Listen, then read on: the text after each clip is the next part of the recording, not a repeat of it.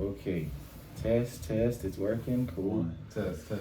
I'm gonna do this. Oh. A test. All right. What's up? Welcome back to the Buzz with Hollow. I'm here with my man Tim Eugenius. I'd like to go ahead and let you introduce yourself, man. What's up, man? It's Timothy Eugenius is my Twitter name. Eugenius is my stage name. People call me Tim Eugenius, Timothy Eugenius. Happy to be here, man. Thanks for having me, for sure. Awesome, this is dope, man. I was actually referred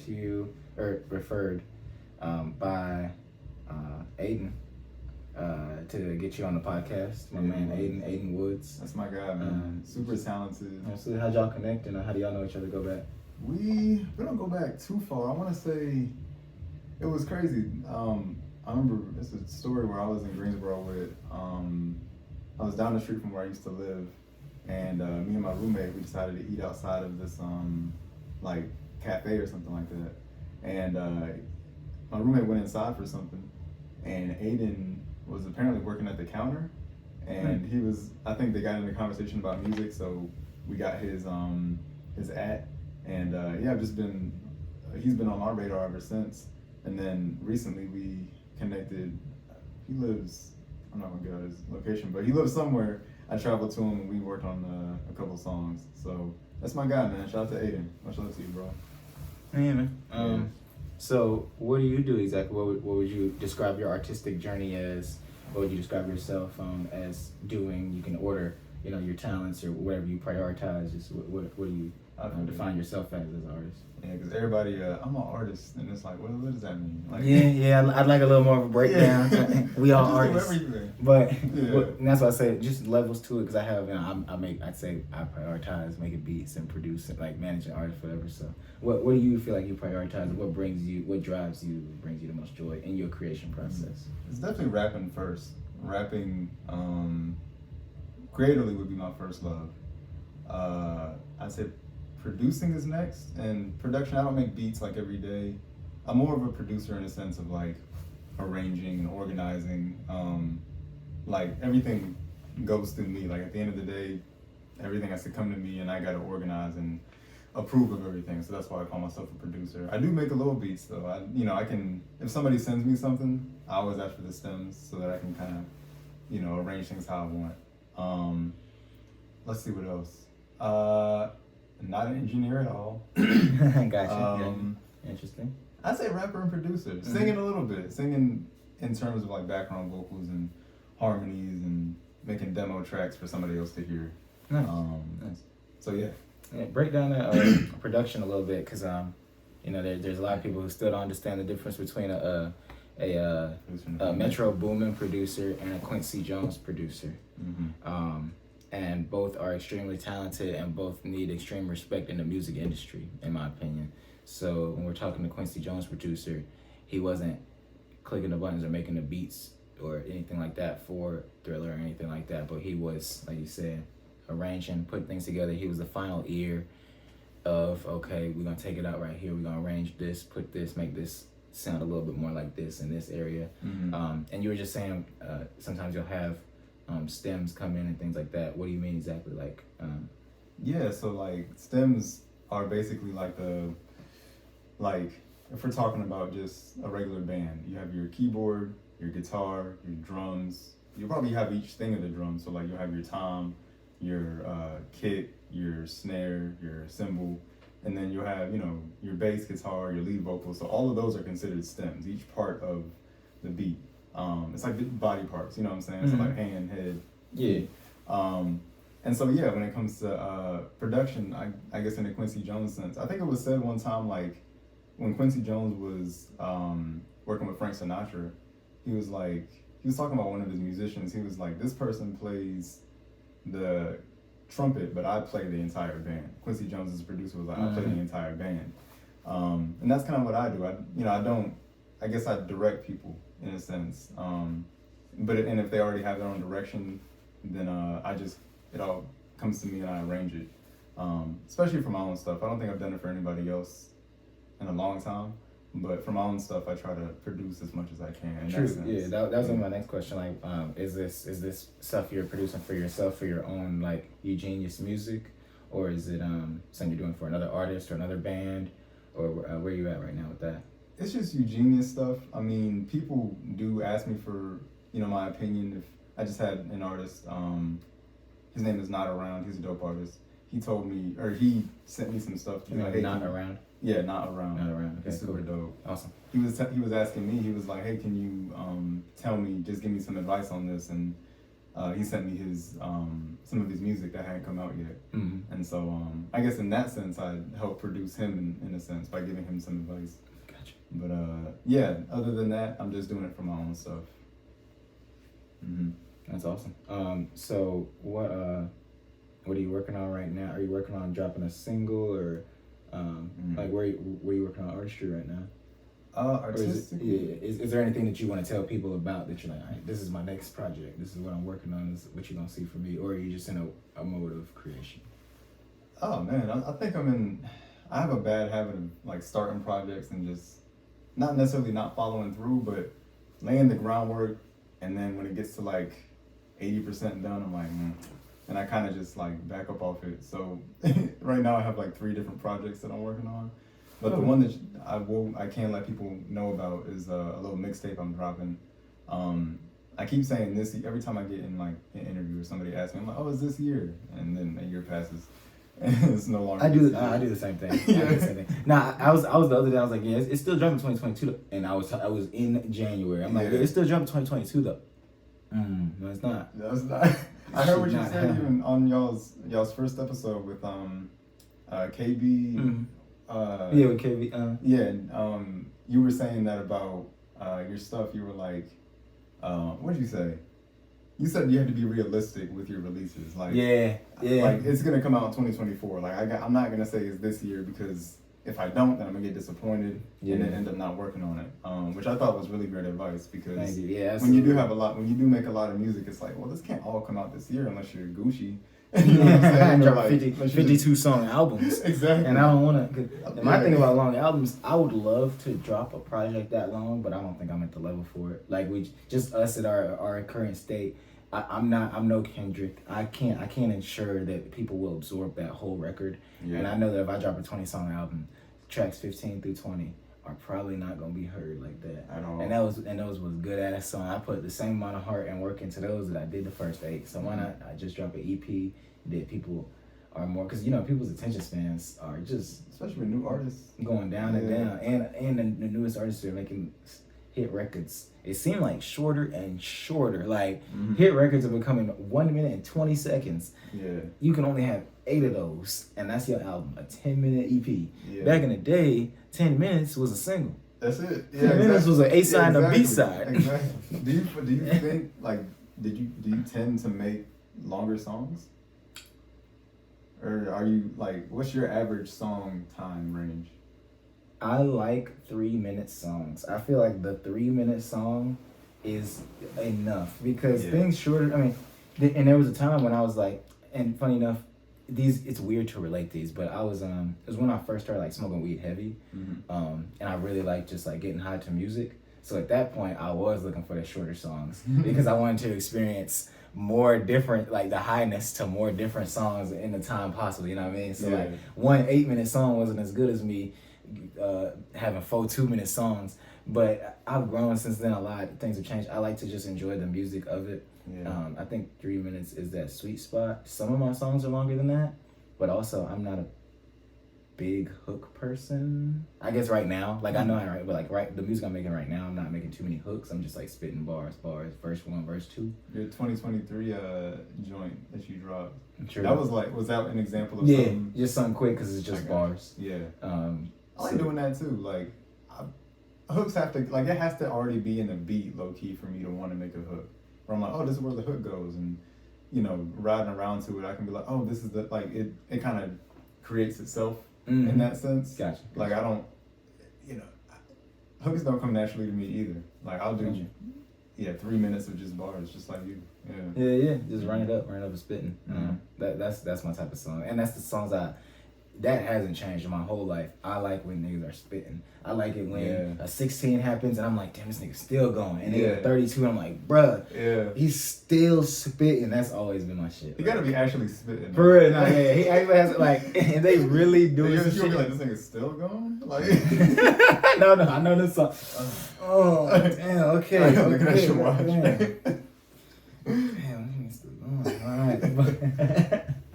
We got them. Yeah, exactly. We know them. But yeah, that's the tough shit I like. What about you? What's your average like go to of a song structure wise? You saying you like to spit mainly, unless that hook naturally comes. Unless the hook naturally comes, but I mean, man, I really do enjoy, like my longest song is like 12 minutes, and it's because it's like a narrative, like there's a story inside it, like it's part of an album that was part of a story, and so it, you know, you have like a skit in the middle and this and that, and like I just like, technically it's like it's fun to kind of be like, oh wow, like to listen back to it, I'm like proud of myself for creating a 12-minute song. I love like Kendrick Lamar, Sing About Me, I'm Down at Thirst.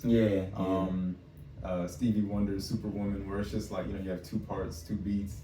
I like stuff like that. But I backed up off of it. Like, 12 minutes, unless it's absolutely necessary, 12 minutes is I'm not gonna say it's too long, it's just very long. True. And J Electronica, like the Exhibit A and C. Yeah, exactly. Longer songs, but he's spitting. But he's spitting, like 5 minutes each. But you're engaged, and so I know. I usually listen to those front back to back, so it's like a 10-minute song. Exactly. Yeah. But you always come. I think the longer songs kind of create better memories in my opinion. Like I'm like, man, I remember when this song came out, and you have a longer duration of time to relive that because the song is so long. Yeah. You know what I'm saying? Absolutely. Yeah. And you have more like little parts that stuck out so you can remember this and that. Like, oh, then that was that same song where he said that too. Yeah, exactly. I do that with Kendrick a lot. Like, what was the song he said? Oh no, that's the same one. The same song. I should have known. I was just talking about that bar earlier. Exactly. Yeah, definitely. For sure. But yeah, mixtape coming hopefully this year. I want to drop it on my birthday in June. And when's your birthday? June 23rd. June 23rd. June 23rd. That's the goal. It can be done. I'm just putting it out there. It can be done. And if I don't, then it'll hopefully come out in July. True. And we'll try. You working with anybody on this, or is it more of a solo endeavor? It's definitely it's a solo tape. There are features on there. I'm always working. I mentioned my roommate earlier, my former roommate. His name is TOJ. We've been working together since we were like in middle school. He mixes all my stuff, produces a good majority of my stuff. Yeah, man, he's like the left brain. I don't know which one is like the technical side and which one is the creative side, but left is creative. Left is creative. Technical, he's the right brain. But he's the right brain. So I can have all these ideas and I can get married to the demo that I made that doesn't have a mix on it, but he'll come back and be like, well, let me fix this up. And I learned a lot from him. So it's everything I do. He's always involved in. Nice. Do you want to say these features, any of them, or not quite yet? Can you say potentials? Can you say anybody that you want to work with, even if they're not on this one? If they're not on this one, people I want to work with? Or if they could be on this one. We don't know who's on this one. Just the features on this one are pretty set. I don't want to say it yet because they're all my people. Like it's not like Drake. You know what I'm saying? But I'll let it be a surprise and I'll let them have that, you know. I don't want to say anything and then be like, well, he ain't dropped it yet. You know what I'm saying? So when they know who they are and when it happens, it happens. Okay. Ain't no problem with that. Yeah. No problem. Yeah. But you said who I want to work with? Yeah, absolutely. That would be the next question. Who would you want to work with? Big or people that you know that you just haven't had the time or it just ain't happened yet? Because I know sometimes you'll have like friends or like people around you just like it just hasn't happened. Exactly. Like it should have been happening. It's like, yo, why don't we? You just look at each other like, yo, we should have done Why we got that? Yeah, so many. I got 3 actually. These are possible. In my opinion, they're possible. These people are like, oh heck no, that's embarrassing. But I definitely want to work with Sonny Miles. Sonny Miles is super talented. Absolutely. You know Sonny Miles? You Very know Sonny familiar. Miles? Yeah. Okay, yeah. So Debbie has worked with Sonny. Split back in the day was working with Sonny. Oh yeah, Flower has some stuff with Sonny. Yeah. Larry Mervin just dropped a song featuring Flower and Sonny. Yeah. So yeah, I've been knowing Sonny for a while. We've kicked it a few times. I actually met him through More Magic. I don't know if you know. I've heard of him. More Magic. Makaya. He's a producer. He makes beats. I don't think so. And he raps crazy. Like he's from Winston. Yeah. He started out producing raps now. Has music on all platforms. Very talented dude. But that's how I met Sonny. But yeah, Sonny's definitely some soulful stuff, dude. He's amazing, man. Yeah, like, that's Sonny long way. I can't. It's one of them things. I gotta put him on the list of being up here. Actually, thank you. That's a good idea. He'd be a great guest. He'd be a great Gotta guest. get Sonny. He like I saw him perform last year it was at this place called the Flatiron in Greensboro. Of course, and I love the Flatiron. That's a great venue. It's like it's very open to artists, like rappers. Yeah. Which a lot of venues aren't. They're kind of scared and they're like, we don't want this to turn into that type of place. Yeah. Oh man, it's gonna be one of those poppy places. Exactly. With all the hood music and pants sagging. Yeah, man, it's gonna be a dangerous venue after that. Like, exactly. Trust me, I know from trying to find. There was a time when Steady, like as a whole, I was trying to find us shows at a venue. The money was good, stats were good. Like, look at our EPK. We will bring people and have a successful night. Every time. What kind of music y'all make? We don't know. Look, we've had so many successful nights at different places in the state. And give us a show. Nobody got hurt. Nobody fainted. But it's the type of music though. Generally, we do blues and folk. I don't care what you have a space. You have a space. And your stuff is gonna as a venue, your life can't be as long if you don't. I'm not saying you gotta let every rapper in, but like if they show that they are respectable and they're professional and they can bring a crowd, then I mean it's another part. It's an extension of the art in the community that you put an art space. You put an art venue for artists to come in that space, and that is an extension of that. So we're doing well. We're not getting rowdy. We're not turning up. It's just we having a good time, good turn up. Yeah, I feel you. That's it. So the Flatiron, you like that a lot. That's where you seen Sonny? I saw him perform there one night. It was at this thing called In the Beat of the Night. Shout out to Prez from Flatiron. He shout out Prez. Yeah. I guess been there a minute. Must have been in contact with Prez. Yeah, he's been a minute. He's been there a long time. Yeah, Prez is real. And he has a series where he every Wednesday they invite artists to come up there. And now I went to see him, and I'm like I'm not a fan of many people locally, but I'm like ever since I found out about Sonny, I've been just like a huge fan. And I went to see him, and I expected it to be like packed in there. And this is no disrespect or anything, but it wasn't like that packed at all. It was a Wednesday, mind you, so people had to wake up the next day. But like the way he performed was as if he was in front of like 100 people. That's like beautiful. He was just giving it his all, and I was like, yo, like dude is.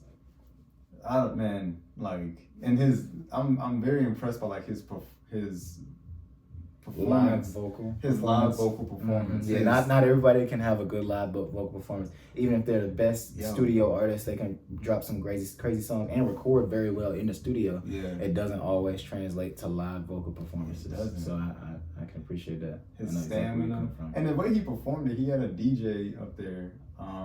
And the DJ was just playing tracks like back to back to back, like they were looping into each other. And he just went like 30 minutes straight, like just like giving the best vocal performance I've heard. And I'm just like, man, dude is crazy. So Sonny Miles is one. He's definitely one. I don't know if she's local anymore, but there's this artist named Bijan. She's super dope. I don't think I'm familiar. She's Bijan Miara, I think is how you say her last name. Miarra. She sings, she plays the piano, and she's really dope as well. And then Demeanor. Demeanor's my guy. We should have been done something, me and Demeanor. He's from Greensboro. Yeah, absolutely. Demeanor. Yeah. I would love to go bar for bar with Demeanor. Yeah. Plays the banjo as well. Yeah, Demeanor. Absolutely. And Greensboro, GSF. Yeah. We've been around each other and, So that's one of you saying could have happened, but it just hasn't. Yeah. It's my fault because he's the type of dude I feel to just like, I send him a beat. He's like, okay, let's get in the studio, let's hurry up. But I'm very project. Like I told you, I have 3 projects that I'm working on and that are in my mind, and I'm not very single centric, you know. So it's like I don't like to deviate from the project. Like unless it's a feature that somebody wants me on, I'm like, okay, well, everything that I'm working on, all my energy should be going into my next project. Gotcha. Which isn't great to have. It's not a great mindset to have in 2023. It's double-edged sword. There's pros and cons to both sides. Because sometimes I'll be wanting to be like that because I know I have my hat. Like I wear too many hats sometimes. So I'm working on this podcast. After this, I'm gonna start to edit this a little bit, and I'm gonna send some beats off. So that's a whole other thing. And then I'll be like, all right, so I am working on my mixtape.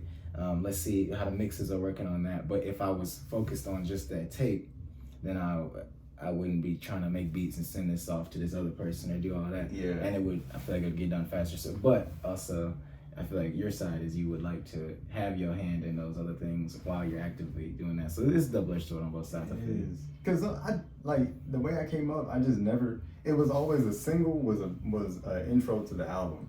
You know, I sound like an old head. And the way I came up, the single was the intro to the album. Hey man, but I come up from that same period. The reason why I'm rapping.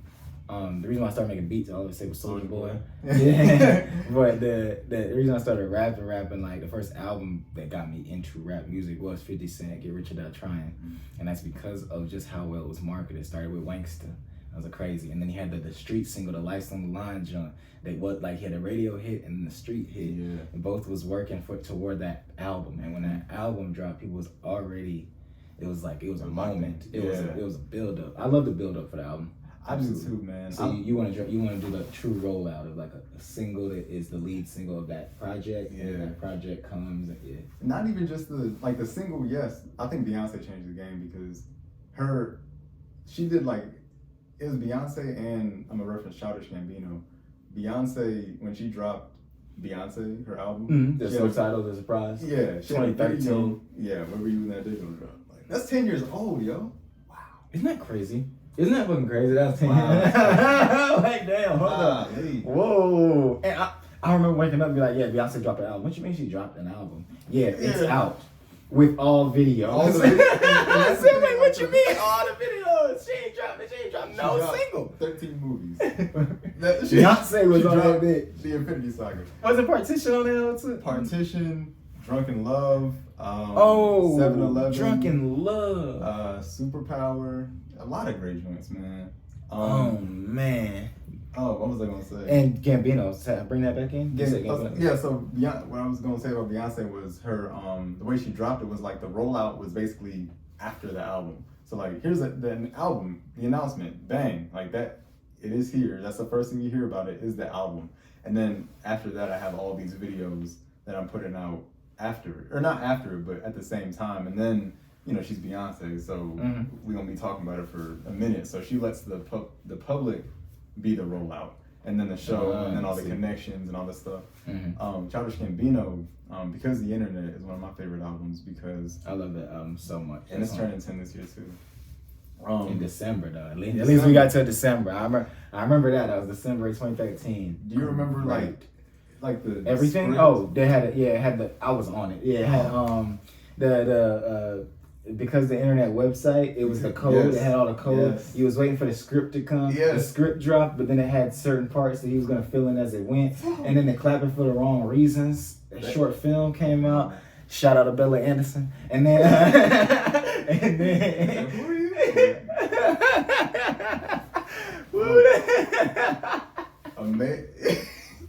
Dang, yeah, I was waiting for that. I was too, I was so excited for every piece of that. Like, dang, and each song was within the script at the right time.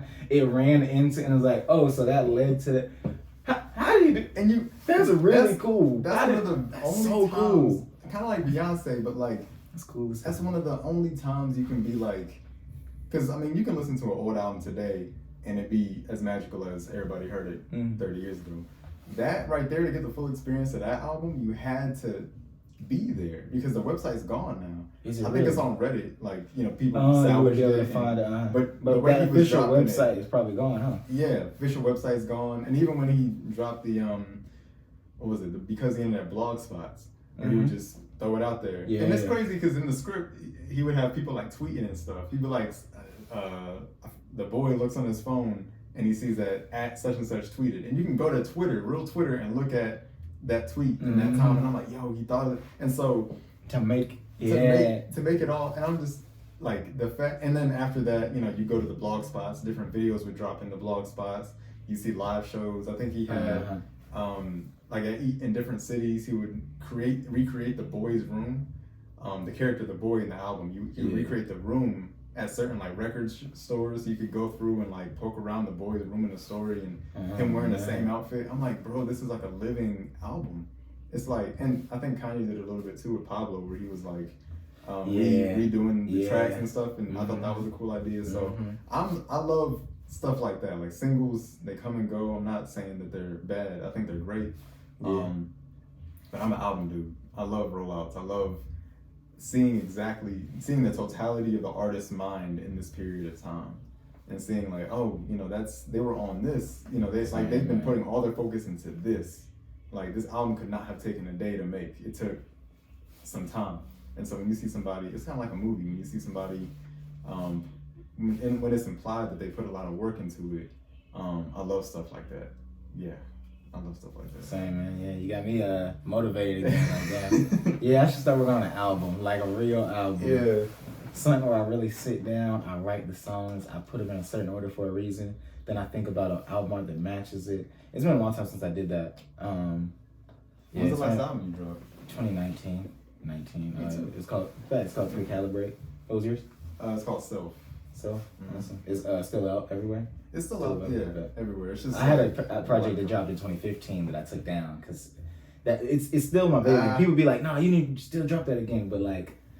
That's funny because I had a mixtape in 14 that I took down. It's on SoundCloud private. Yeah. Mine's on SoundCloud and Bandcamp only. It was on all platforms. I said, I don't know. No. You can, if you want to, you can dig deep to find it, but nah. So your stuff was on Spotify and Apple that early? Yeah. Ah, you were early on. I didn't discover you could put your stuff on. I didn't discover DistroKid till 2017, I think. But I was using some other platforms like I tried TuneCore, but there was one before TuneCore that I tried. CD Baby? Start with an R. Bro, Reverb Nation? It went on Reverb Nation. Was it Reverb Nation? Because Reverb Nation was like SoundCloud before. I remember Reverb Nation. It had a dog on it. If y'all remember a long time ago, there was something with a dog that you could distribute music. That being said, that was probably like 2009 that I put my first thing on all platforms. I was 12, just rapping into my I don't know if you remember them flip cameras. It was like a camcorder that had a USB thing on the side that flipped out. I don't remember that, but that's crazy. Oh yes, I do. Yeah, it was a little handheld. I used to record the music on that, drag it in the Windows Media Player. Put it on top of each other. Wow. And be like, all right, I'm gonna make it match up, and that's the song. I did it. I mixed the song. That's a hustle though. Terrible mixes and no engineering it, but like I put the vocals on top of the beat. We was good to go. We at 12 years old. I said, yeah, vocals on the beat. I made the song. Was it remixes? No, I made that beat, funny enough, in FL Studio. Wow. And you've been on it early then. You're 15 years in. Yeah, almost. Wow, that's crazy. So what? Let me ask you what you said. 2014. You gotta give us a little bit of insight. What was your mindset back then toward that project that is now on SoundCloud Private? I thought it was gonna blow up. I thought it was gonna be the greatest after that. 2014. So we're talking Good Kid, Mad City is out. Yeah, because the internet is out. Nothing was the same. Nothing was the same. Had just dropped. Born Sinner. Magna Carta. Damn, was 2013, 2012 popping like that? So 2012 and 2020, I'll say 11. I'll say 2010 through 2013 was popping. I remember 2014 specifically being like a really dead year. I was looking through the biggest hits of 2013 the other day, and I thought it was some mid. So maybe I'm tripping. Because I was like, dang, I guess nothing really dropped in 13. But now that we're talking about it, that's a damn lie. It's a great year. Some shit dropped in 13. Because 3 albums dropped on the same day. Yeezus, Born Sinner, and watching movies with the sound on. Oh, that 13? That was 13. It was June. It was June, yeah, June 18th or something. I think it was June 18th. Yeah, because I remember, yeah, it was Mac Miller. All three of them was battling, and it ended up being It was the first week Yeezus was number one, but then the second week Born Sinner. Oh yeah. Because J. Cole was still selling hella records in his second week. He jumped up to number one in his second week after being number two the first. That's so rare. That's super rare that you sell hundreds of thousands in your first week, and then you sell even more the second week to be jumped up to number one. Some Avatar like numbers. Yeah. And it's like, Kanye got that first week, but then second week dropped to like a 5-figure number, while J. Cole still had a heavy 6-figure number. Because they heard it. I love Yeezus. I think Yeezus is a great album. Damn. But they heard he it. said because they heard it. They said on site. Right. They turned that bitch off. That album starts so strong, and then like toward like, what is it? Hold My Liquor and Guilt Trip, and I'm like, really? I'm. That's interesting. First no, songs, absolutely like, not. I'm kind of the same way now. I think about it. The first 4 songs on that bitch was crazy to me. Yeah, look, the first 4 songs on Yeezus. You had, what was it? Goodness, and then it ended, but then Bound 2 saved it. Mm-hmm. But and I know I'm sounding crazy. On Site, Black Skinhead, I Am a God. Mm-hmm. Yeah, and New Slaves. Hell yeah, that was them 4. Then you had Hold My Liquor and I'm In It, which is like the mid. And then Blood on the Leaves was fire. Yeah, Blood on the Leaves right back. Guilt Trip, Send It Up, and then Bound 2. Bound 2, yeah. It's like, this is like a C+, if in my opinion. Reflecting back, how you feel about Pablo? Oh man, I talked about the rollout. I like the rollout a lot. Now I do. I think back then I was just more annoyed because it was like, well, Kanye just drop the music, man. Like and then you had to, it wasn't on all platforms and all these different leaks. I think that's the cool thing about it, is all these different leaks came out of different versions, and you can kind of put together your own little album of it. But Pablo, I think, is maybe his most underrated project. I think Kanye probably has the best discography in all of hip hop. But in terms of and I think that one gets slept on because he was going through a lot of controversy at the time. His Twitter fingers were on fire. Oh yeah, he's getting in trouble. He was getting in a lot of trouble. This was Trump era. I think was this after Trump era? This was the year Trump got elected. This is Trump era. This is Trump. Yeah.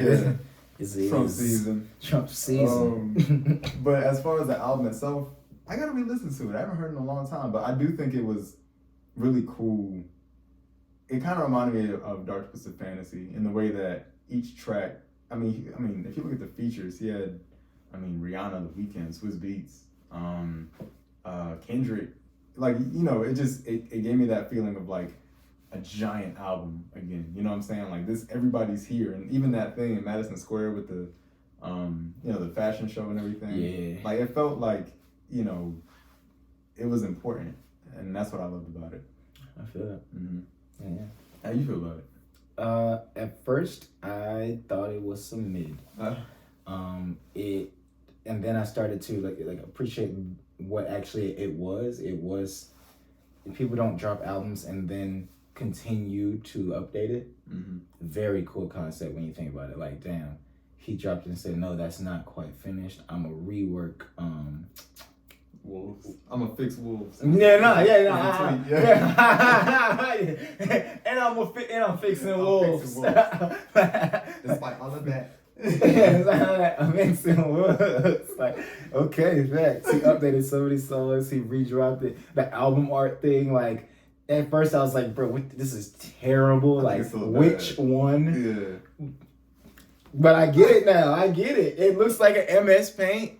It looked like he whipped that shit up in 5 minutes himself because he had to submit something. That people don't do that. People don't do that. It definitely was Kanye is doing something that literally no one else does or maybe could do. Mm-hmm. Like, who else is gonna get away with doing this and it actually come together for a good album too? When you actually listen to the final version, I thought it was like Drake with the pregnant emoji. Man, look, I don't think that album's that. Man, look, we're not talking about CLB. That shit was bad to me, And the new shit, I don't like that either. Honestly, never mind. I forgot he dropped. What was it called? It was Honestly Never Mind. But Honestly Never Mind. Her Loss. He said those are a trilogy. He said apparently that's supposed to be a trilogy. What's a trilogy? Like Certified Lover Boy. He's a lover boy. He's all in love with this girl. And then Honestly Never Mind is when he stops, caring about the girl. And Her Loss is when it's like, oh well. That sounds terrible. Yeah. I could pull it. Oh shit! I kind of snapped with Honestly Never Mind. You could say that I broke up with old girl. Okay, it's a trilogy now. I just snapped. You wasn't thinking about that shit when you made CLB. For it to be a trilogy, you would have had to at least have Her Loss in mind. You ain't even talk to 21 Savage about that shit. Yeah, didn't even. Y'all ain't had that conversation when you was making CLB. Yeah, he was, man. Well, I used to go so hard for Drake, like I did too. I used to go so hard for Drake, like this nigga is he's supposed to be the pop star. Oh, he make all the pop. He's supposed to be because he he got that. But these last few, man, it's making it harder. Cause Drake's not an album dude. Like one thing I love. I disagree. You don't think he's an album dude? He was. Take Care. Like he was. So up until nothing was up until if you're reading this, okay, which isn't a tape, but it's an album. That was his. It was a tape that you had to pay for. So but the thing is, Drake he saw Kendrick. I think Drake did it at the right moment because I think he dropped. If you're reading this, it's too late. A couple months before Tip of a Butterfly. So before Kendrick made the most classic, because Drake would have had that in their little rivalry. He would have had the answer for Tip of a Butterfly. You know what I'm saying? It's like, oh, okay, so point. Drake, what you gonna make? It's a good point. And he was like, okay, bump that. I'm gonna just make this what I'm gonna call on the mixtape, this little hit album. You know what I'm saying? Just full of just. And you're referring to if you're reading this. Yeah, if you're. That's my thing. And this is an unpopular opinion. That's probably my favorite Drake project, even more than a Take Care or Nothing Was the Same. Just because it felt so much like an album, but it was released as a tape or a commercial mixtape, whatever. I feel like that's a good Drake project. Even if it didn't have maybe the same conceptual deepness of a Take Care or Nothing Was the Same, from front to back, it still felt like an album. It didn't just feel like a tape of, let me just sprinkle some things together from front to back. I was like, okay, it's some hits, but it's some Drake shit. It is some great hits. And I think it became... Because they're like low-key hits. Like, I don't think any one of those songs are like... If you made a Drake's greatest hits, like, of 20 songs, like, I think only a few of... Maybe one of them not many. If you're reading this, you're right. It might, maybe, like... People might put energy just because it's a hit. Yeah, maybe... I really like Madonna. But that's me. I really like that song. I know it ain't, like, a big... I think it's dope. I think Star 67 I like a lot. Was Jungle on that? Jungle. Actually, Jungle would be... Jungle would probably be on there. But yeah, I like that album a lot. I think it's dope too. It kind of had the same Beyonce effect. I was about to go to sleep. I was in college, and I was scrolling through Twitter or whatever, and I was like, oh my god! And I hit my friend. Shout out to Joey. He's a huge Drake fan, and I was like, yo, Drake dropped, and he says what? And so we're searching. Like that night, it was like it went on Apple Music, and then he took it down. Then it was on SoundCloud. And he took it down. Oh yeah. And I had to go to some random app to get it, and I listened to it that night, and that's one of the albums I was saying where it's like the memories of that night of scrambling. I had to wake up for class at like 6, but here I am at 1 in the library, like just listening to the new Drake. Yeah, nice for sure. So, who are some of your favorite artists, or who you would consider influences toward your creative process? Man, I mean, I'm influenced by, that's not like every artist. I love all types of music, but I'm influenced by anything I hear. But I would say initially I grew up in a Christian household, so it was a lot of like gospel, and my mom's from Bermuda. Really? That's interesting. So it was a lot of reggae and like island music as well, so calypso and soca and stuff like that. I love the instruments in island music, like you're not gonna find an instruments elsewhere. Anywhere. Like you won't hear a steel drum in anything. It's like specific to reggae. I think that's so cool.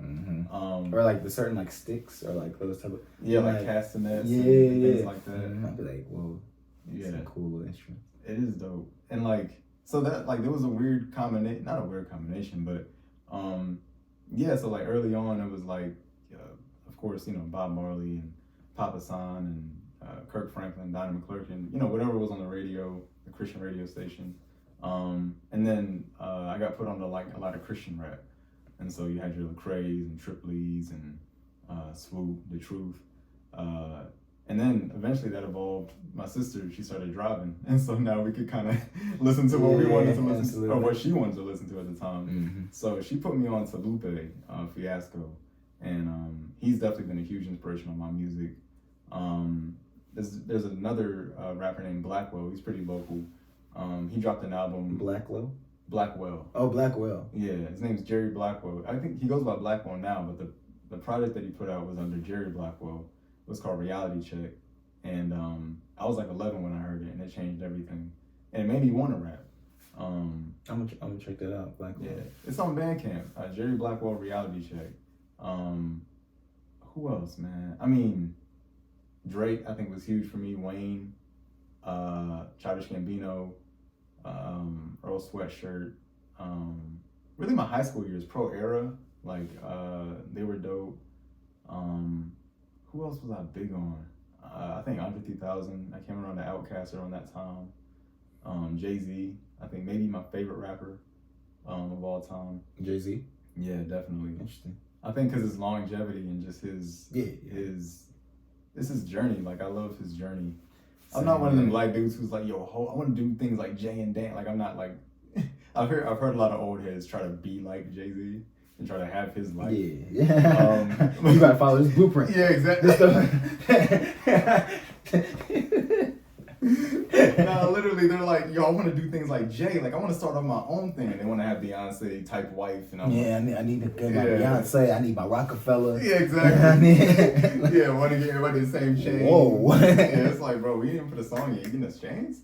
But, You get a chain? Sweet. You trying to be like The Rock for real? Like, yeah, for real. Dang. We the Pebbles. Let the Stones. Stones. Let the hit records happen first.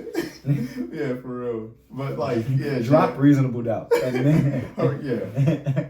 But Jay. Jay's a big influence for me too, as well. Just like rapping and business acumen. Funny though, just what you said. I might be one of them niggas because like I mess with Jay-Z's business acumen. I'm not like I'm gonna get The Rock, but right. Just his longevity of coming from Marcy Projects in Brooklyn to being a billionaire. That's crazy. Insane. And it's like step by step. He didn't just rap. He took his rapping and then made the clothing line and then made the record label. And now he put Rihanna and some of the other biggest names. You got J. Cole, Kanye, some of the biggest names in the game. He helped them get to that position while he is still continuing to do his same thing you knew him from the entry for. He's still rapping, still dropping projects. Not all that often, but he's still dropping, still making music. Yeah. He does have, his wife is one of the other most prolific people in the entertainment industry. Yeah. He went crazy. It's like the Black American dream. Crazy. It's like the Black American dream. Like without, he did it all. Like except for like play basketball, but he owns a basketball. He owns a portion of a basketball team. He did it all. Like he's kind of sitting courtside any day of the week he wanted. Side quests, like, and I don't like aspire to have like this whole Jay-Z life, but it does show you like you can kind of go and do what you want. It's like, you can like, those kids who they want to take a leap year and after they graduate high school and I just want to do my own thing. Like Jay-Z's kind of like, I see it as that. Like he's just being like, I don't have to do music. You know what I'm saying? I don't have to do Rockefeller. I don't have to do Rock Nation. I don't have to do Rock Nation Sports. I can go and do different things. I can go collect art. Everybody was making fun of him for talking about Basquiat and doing all this stuff, but it's like in 2 years, then Basquiat's gonna go from 2 to 5 million. He's like, another up for me, Jay-Z. Exactly. Another good investment. I knew it. Right. And he's like, I can have the hair. You know what I'm saying? Like I can. Yeah, true. And then he's about to go cut it off one day. Why he got all that hair? Why he waiting till this old to go crazy with the hair? It is kind of crazy. Like, you should have kept the fade. Like, after 22, I don't know. After 22, I don't know, man. But he's kind of just, and now he's a dad, of course, and, True, yeah, children with the legacy. Yeah, he got it. He snapped. You can see, like, the growth. I mean, I think it's just natural with your music if you put that much into it, but you can see the growth of, like, him, doing a project, Reasonable Doubt, which was like, I sell drugs.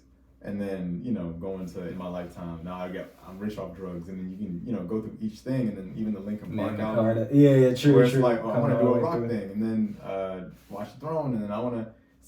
True, I want to rap like this with Kanye. He's like doing all these different. Go ahead. He's like, yeah, like I want to rap like this with Kanye, because that wasn't just a regular Jay-Z album. It wasn't at all. That was him getting on some more Kanye stuff. Yeah. So he went a whole different lane with Watch the Throne. You're right. I didn't think about that. A couple years later, got back in the booth with Timbaland and dropped Magna Carta. Exactly. Waited a little bit.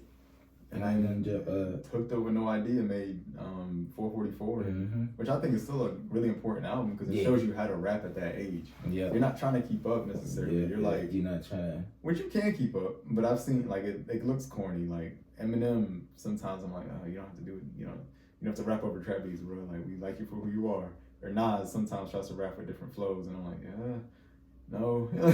It's just not for me, but with Jay, it's like should be rough. He just don't should be rough. But none of them songs. But even Nas now hooked up with Hit Boy and made like 4 classics in a row. Yeah. And I'm like, just when I think Jay. Nas and Hit Boy got some shit too. You would never think those two either, because like Hit Boy is known for like what is it? Paris. He made Paris beat, or the ASAP Rocky. Not ASAP Rocky. He probably did. I think he made Goldie. He made Backseat Freestyle. He made Trophies. Drake, so he's known for like just these little make little hits, but like to hook up and do a whole album, I didn't think he would. And he even did some Nipsey stuff. I think him and Nipsey did. True, I forgot about that. But yeah, I think that like it's cool to see. We talk about like black men growing old. Like it's cool to see Jay-Z be like a black man growing old, who's not like. And continuing to master his craft. It's not a fall off. It's a continued growth. Exactly. That's really cool. Exactly. Yeah. Who else is sometimes guilty of I don't think you need to be on this beat, and I love him. J. Cole don't always need to hop on the beats that he get on, in my opinion. I never heard that. Interesting. What? KOD. I'm talking about KOD. That's what I'm talking about, guys. That's the one I'm talking about. That's probably my least favorite Cole album. it's my least favorite Cole album. Some of them beats, I ain't need him on. But I ain't need you to do that. Do you think? Cut it up. I didn't need that. You think he was? Why do you think he did that? He did it because he said, I can do that trap shit too. I can dumb it down for y'all niggas. Because that's all y'all like right now. So I'm gonna hop on these trap beats, but I'm gonna still talk about my J. Cole stuff and still be wise and, and try and get the message across. But for a nigga like me, I like to separate the two because I listen to a lot of trap shit. Yeah. I really do. I listen to a lot of Michigan music, a lot of shooting niggas shit. I also listen to a lot of lyrical stuff. I listen to Loot. I listen to that album probably once a week. What? Loot's album. Loot. Loot. I love Loot. But like, just that one album, J. Cole. Kill me. That might be that one album. Because it does feel he did take the old head stance. Out of place. Yeah, he definitely took the old head stance of like I'm because I feel like rappers, whenever if you were the hottest in the game, and then you kind of not fall off, but like apparently around that time, Lil Uzi Vert was on the rise. You know what I'm saying? Like Playboi Carti was on the rise, and Cole was like. Yeah. Oh, y'all don't love me no more? Okay, well bet, and then try to throw that out. Yeah, it's we can like broccoli and pizza. You know what I'm saying? Sometimes I want pizza, sometimes I want broccoli. But I didn't want broccoli on top of my pizza. Yeah, exactly. That's not what I want. I would not have asked for that. Exactly. And I feel like rappers get mad, and then they want to. I think people think they can change it, like kind of how I was when I was 14. I thought I was gonna drop my little mixtape. And it was just gonna blow out of here. Yeah. I think Cole was like, I'm shutting it down. You know what I'm saying? Like he hit the shutdown button and KOD. Kill. Now what? On demand. It's like they're not gonna. I mean, he was right about like Lil Pump. It still went number one, and that's what I'm saying. He was saying some real shit on there. Yeah. It was just the beat selection. It felt a tad forced. Like he was trying to tap into what was popping right then, and then putting his usual lyricism over that. When Lord knows he has great beat selection, and it don't need to just be some average trap shit. Like Born Sinner is probably my favorite J. Cole project, and that shit is still A1. The beat selection crazy. Now 2014 is a close second. On 2014, that one I was more involved in the drop-in. The Born Center was cool because it was the 3 albums that one day. Yeah. But 2014, I remember like me and my friends was like, all right, yeah, we gonna refresh this page. Okay, yeah, 2014, Forest Hills Drive. Like, okay, no features. That's crazy. Yeah. Oh yeah, we gotta run this up. And then in a couple weeks they was talking about, yeah, he could go platinum with no features. We gotta just keep streaming it, guys. So we was all like, all right, we gotta listen to this nut with this J. Cole because he could go platinum with no features. Right. So 2014 was an experience, but I like the music on Born Center more.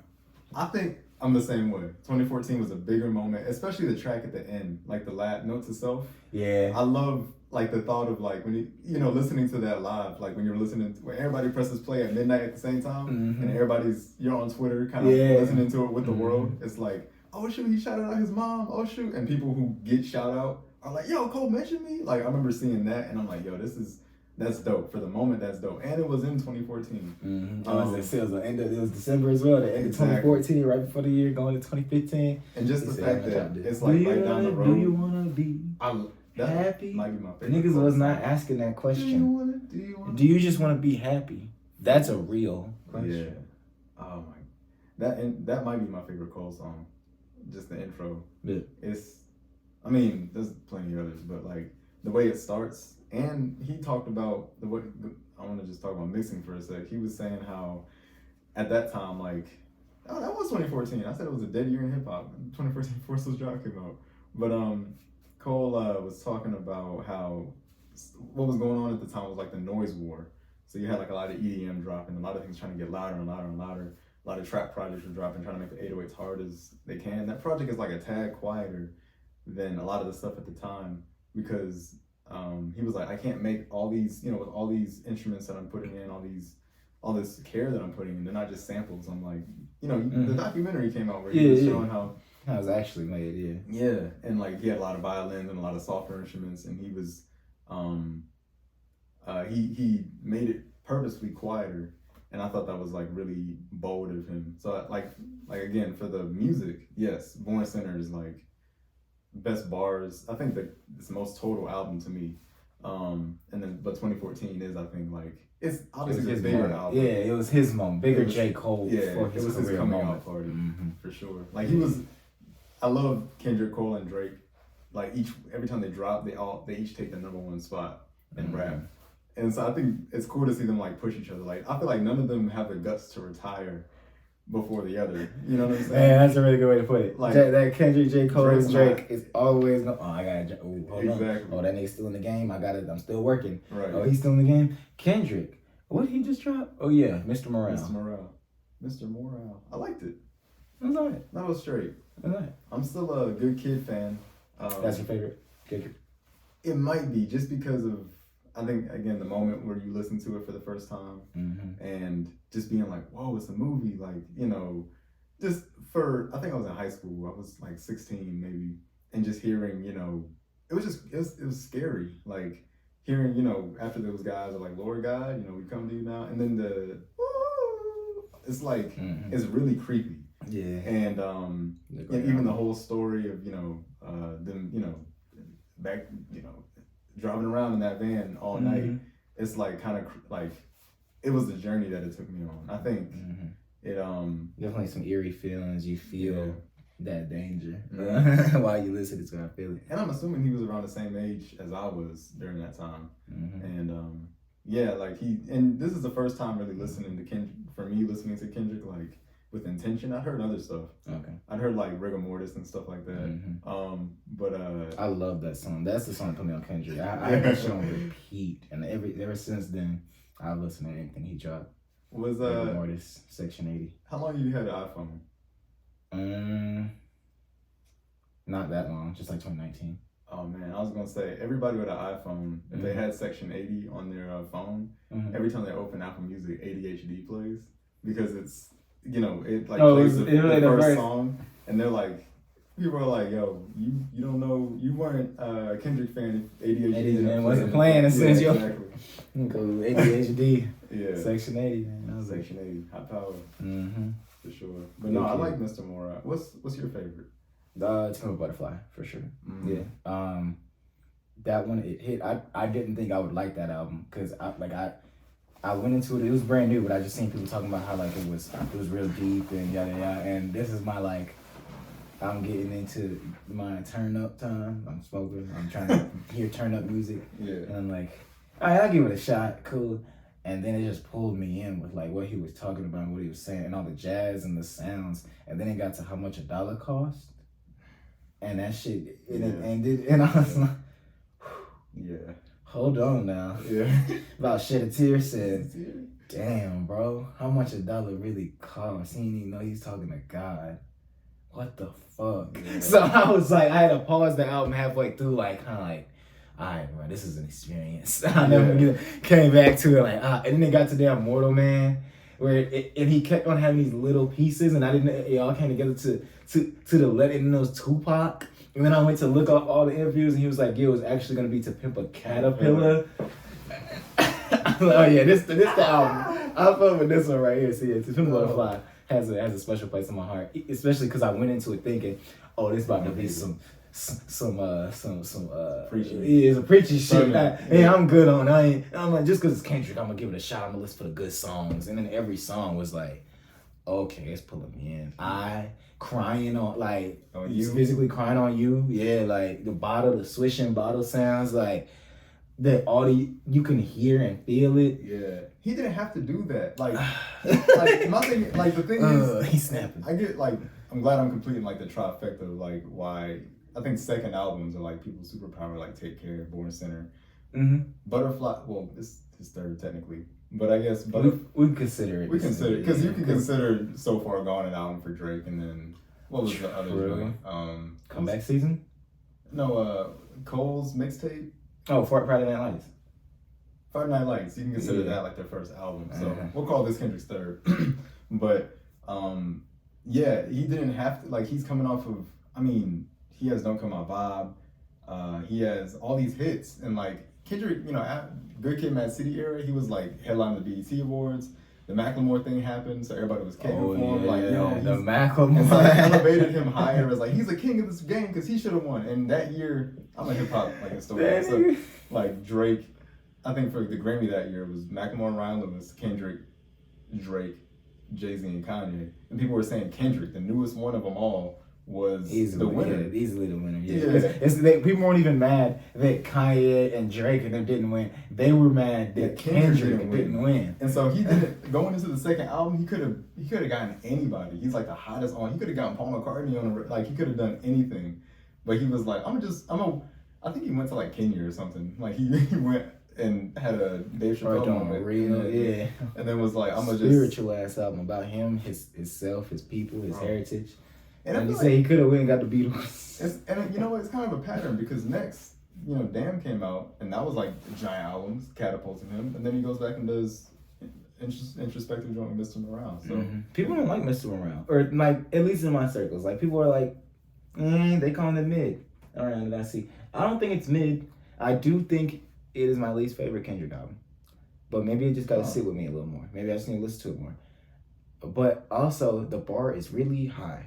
You gotta remember that Kendrick's albums are excellent. So when the bar is that high, this will be anybody else's it's best like, album. For real. Yeah. But when we're comparing it to the ones we were just talking about, like the times that we had with Good Kid, Mad City, Pimp Butterfly, and Damn, and also I feel like it was the closeness. Like, not saying he waited too long, but that could have been toward because 2013, 2014, or no, 2013, 2015. And in 2017. Yeah. It was every 2 years. I guess you could count Untitled in the middle. Yeah, that was 2016. So he was dropping a project at the furthest part every 2. 13, 15, technically 16 with Untitled, and then 17. But then we had to wait 5 for Mr. Morale. So it was like, there was no 19. There was no 21. It was 22. So maybe people are just a little, they're like, this ain't as good as those because of the nostalgia, because they've been sitting with these for, and that, you know, the time that you had. I feel like when it comes to music and talking about music, that has a big say in your opinion as well. I feel like just the times that you had and the place in life that you were and the memories that come behind that. I feel like that's why I really like some of the Mac Miller projects too, just because he's not with us anymore. And like watching movies with the sound off, that was an experience for me. So I can still go back and listen to that and be like, no, that's a crazy rap record. Yeah, Faces for me. from that. Faces, That yes. summer, Yes. what was it, summer 13, summer 14? Me and my brother used to just ride to, we worked at the same job, worked at a pool, and so he would work on morning shifts, so I'd have to drive him and then come back home and then drive all the way back to the job. And we listen to Faces all the time. And it's crazy, like I think the song New Faces with Earl, I think Dash or something like that, but he said the last bar, he says, I want to go out the same way I came in, next to the pussy with nothing on my mind. And you're thinking like, yo, he died though. You know what I'm saying? And then he has a song called Funeral on there, where he's like, it's the last day of my life. And I'm just like, it's, oh God, it's like he's only 5 years, at that time, he's only like 5 years away from really dying. Yeah. And the way he talks about death is so mature and like kind of, he understands his own mortality so much. That it's just crazy to see it kind of like become real. And then for me, that's the record I go back to where I'm like, if I had to put somebody on to like, maybe it's not the most well-rounded Mac Miller project. It's like really kind of psychedelic and a bit weird, but if you had to put somebody on him who hadn't been there, you would I put think Faces. If I had to represent one type of Mac Miller, it'd be Faces. True. Because he was all over the place. He had like a full artist career in only like the 10 years that he really had. Yeah. You know what I'm saying? Like he was real. He was real.